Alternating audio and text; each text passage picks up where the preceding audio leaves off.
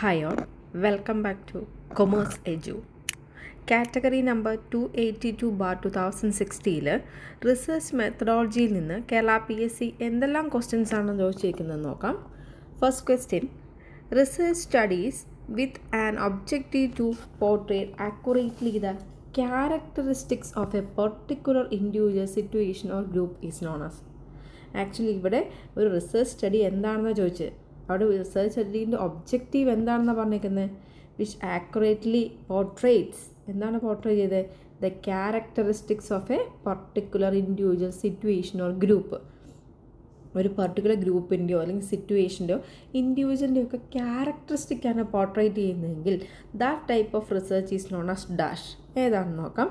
Options നോക്കാം. Option A exploratory research, option B descriptive research, option C diagnostic research and option D hypothesis testing research. Right answer എന്ന് പറയുന്നത് option B ആണ്, descriptive research ആണ്. അപ്പോൾ descriptive research ആണ് എന്ത്, ഒരു പെർട്ടിക്കുലർ സിറ്റുവേഷൻ്റെ ഇൻഡിവിജ്വലിൻ്റെ ഒക്കെ ക്യാരക്ടറിസ്റ്റിക്സിനെ എക്സ്പ്ലെയിൻ ചെയ്യുന്നത്. അപ്പോൾ ആ ഒരു മീനിങ് അല്ലെങ്കിൽ എന്താണെന്ന് അറിഞ്ഞാൽ ആ ക്യാരക്ടറിസ്റ്റിക്സ് എന്ന കീവേഡ് എന്ന് ഓർത്ത് വെക്കുക. അതാണെന്ത് ആക്ച്വലി ഡിസ്ക്രിപ്റ്റീവ് റിസർച്ചിന് കീവേഡായിട്ട് യൂസ് ചെയ്യുന്നത്. ഇനി ഓരോ ഓപ്ഷൻസും ക്ലിയർ ആയി ഡീറ്റെയിൽഡ് ആയിട്ട് നോക്കാം. Exploratory research. എക്സ്പ്ലോറേറ്ററി റിസർച്ച് എന്ന് എപ്പോഴാണ് ആക്ച്വലി എക്സ്പ്ലോറേറ്ററി റിസർച്ച് കണ്ടക്ട് ചെയ്യുന്നത്?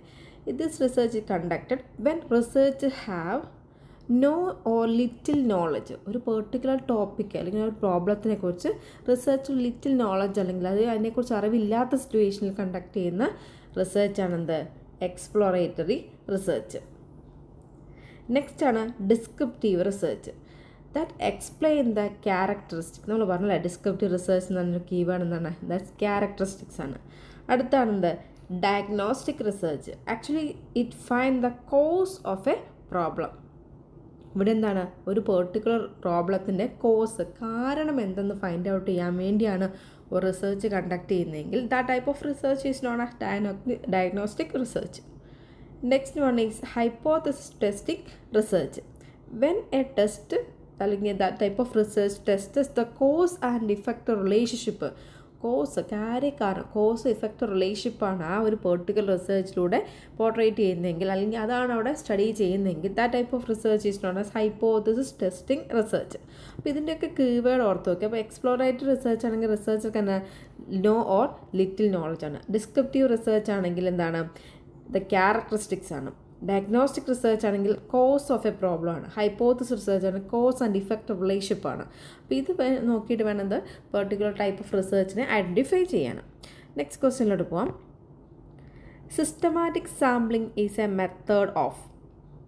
Systematic sampling is a method of option A judgement sampling, option B non random sampling, option C probability sampling and option D none of this.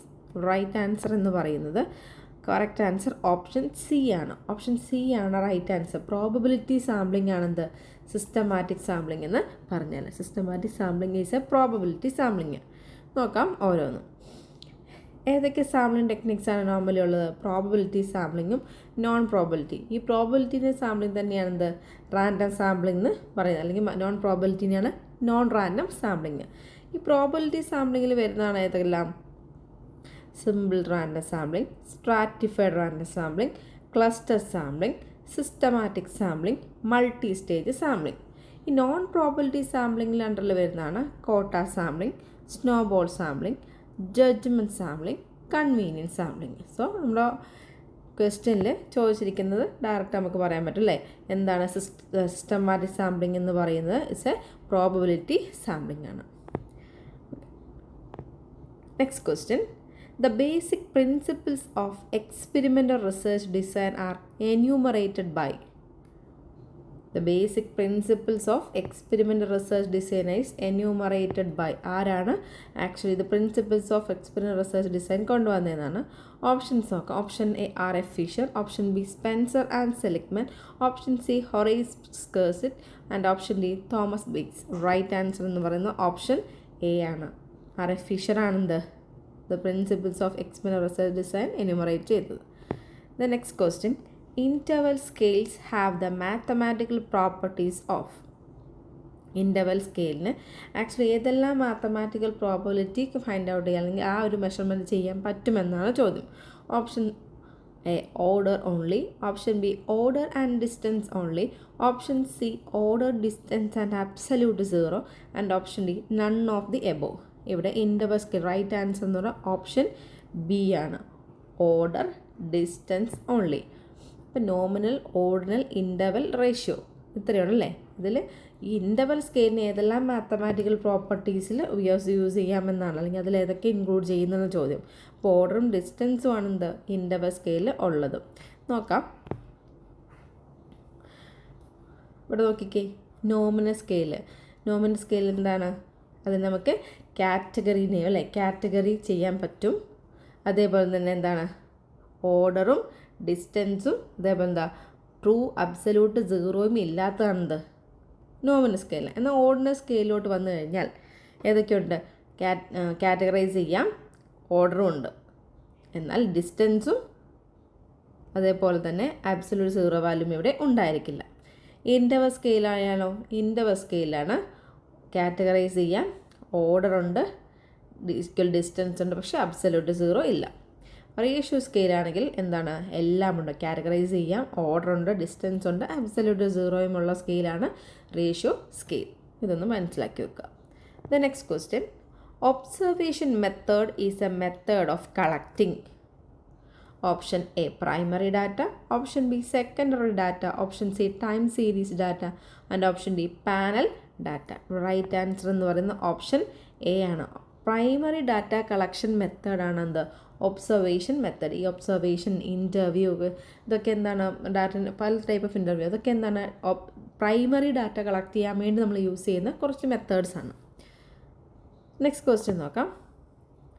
Pantry audit is associated with. Pantry audit എന്തുമായി associate ചെയ്ത് നിൽക്കുന്നു എന്നാണ് ചോദ്യം. Option an auditing technique, option B auditing of pantry records, option C a method of data collection, option D none of the above.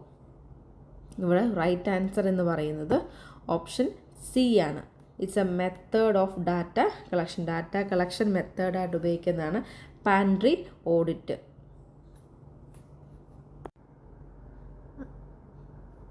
ഈ pantry audit എന്ന് പറഞ്ഞാൽ കൺസ്യൂമേഴ്സിൻ്റെ buying behaviour അല്ലെങ്കിൽ കൺസ്യൂമറുടെ ഏതൊക്കെ ടൈപ്പ് ഓഫ് ഗൂഡ്സാണ് വാങ്ങുന്നത്, എത്ര ക്വാണ്ടിറ്റിയാണ് വാങ്ങുന്നതെന്നൊക്കെ ഐഡൻറ്റിഫൈ ചെയ്യാൻ വേണ്ടി ഉപയോഗിക്കുന്ന ഓരോ ഡാറ്റ കളക്ഷൻ മെത്തേഡാണ് എന്താ പാൻട്രി ഓഡിറ്റ് എന്ന് പറഞ്ഞാൽ. ഈ ആക്ച്വലി പാൻട്രി എന്ന് പറഞ്ഞാൽ സ്മോൾ നമ്മുടെ കബോർഡൊക്കെ അല്ലേ, അപ്പോൾ ആ കബോർഡിൽ നോക്കിക്കഴിഞ്ഞാൽ മനസ്സിലാവില്ല നമ്മൾ ഏതൊക്കെ ടൈപ്പ് കിച്ചണിലെ കബോർഡിലൊക്കെ നോക്കിക്കഴിഞ്ഞാൽ ഏതൊക്കെ ടൈപ്പ് ഓഫ് പ്രൊഡക്ട്സ് ആണ് യൂസ് ചെയ്യുന്നത്, എത്രയാണ്, എത്ര ക്വാണ്ടിറ്റിയിലാണ്, എത്ര പ്രൈസിൻ്റെ ആണെന്നൊക്കെ മനസ്സിലാക്കാൻ പറ്റും. അപ്പോൾ അങ്ങനെ നോക്കി ഐഡൻറ്റിഫൈ ചെയ്ത് ഒരു കൺസ്യൂമറുടെ ബൈയിങ് ബിഹേവിയർ മനസ്സിലാക്കുന്ന രീതിയിലാണ് ആക്ച്വലി എന്ത് പറയുന്നത് പാൻട്രി ഓഡിറ്റ് എന്നുകൊണ്ട് ഉദ്ദേശിക്കുന്നത്.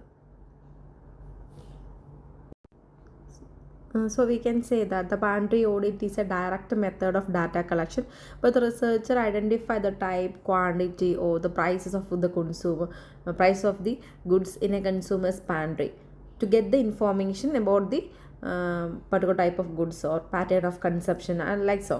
അപ്പം ആ ഒരു വേയിൽ കൺസ്യൂമറുടെ പാറ്റേൺ മനസ്സിലാക്കുന്ന ഒരു ഡാറ്റ കളക്ഷൻ മെത്തേഡ്സാണ് എന്താ പാൻട്രി ഓഡിറ്റ് കൊണ്ട് ഉദ്ദേശിക്കുന്നത്. നോക്കാം. Next question. Standard error is option A sampling error, option B standard deviation, option C average, option D none of the above. Right answer എന്ന് പറയുന്നത് ഓപ്ഷൻ ബി ആണ്. Standard error എന്ന് പറഞ്ഞാൽ standard deviation ആണ്. Actually it's mean ചെയ്യുന്നത് standard error is the standard deviation of a sampling distribution. അതുകൊണ്ടാണ് എന്ത് ആ ഒരു ഓപ്ഷനിലോട്ട് സ്യൂട്ടബിൾ ആവുന്നത്. സ്റ്റാൻഡേർഡ് എറർ എന്ന് പറഞ്ഞാൽ it's a standard deviation of a sampling distribution. Sampling ഡിസ്ട്രിബ്യൂഷൻ്റെ ഡീവിയേഷൻ, സ്റ്റാൻഡേർഡ് ഡീവിയേഷനെയാണ് എന്ത് സ്റ്റാൻഡേർഡ് എറർ കൊണ്ട് മീൻ ചെയ്യുന്നത്. Next question. In India, the national income estimation is the responsibility of. ഇന്ത്യയിലെ നാഷണൽ ഇൻകം എസ്റ്റിമേഷൻ ഏത് ഏജൻസിയാണ് കണ്ടക്ട് ചെയ്യുന്നതെന്നാണ്.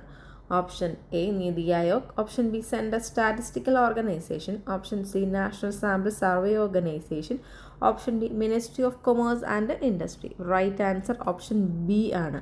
സെൻട്രൽ സ്റ്റാറ്റിസ്റ്റിക്കൽ ഓർഗനൈസേഷനാണ് national income estimation നടക്കുന്നത്. സെൻട്രൽ സ്റ്റാറ്റിസ്റ്റിക്കൽ ഓർഗനൈസേഷൻ CSO ആണത് കണ്ടക്ട് ചെയ്യുന്നത്.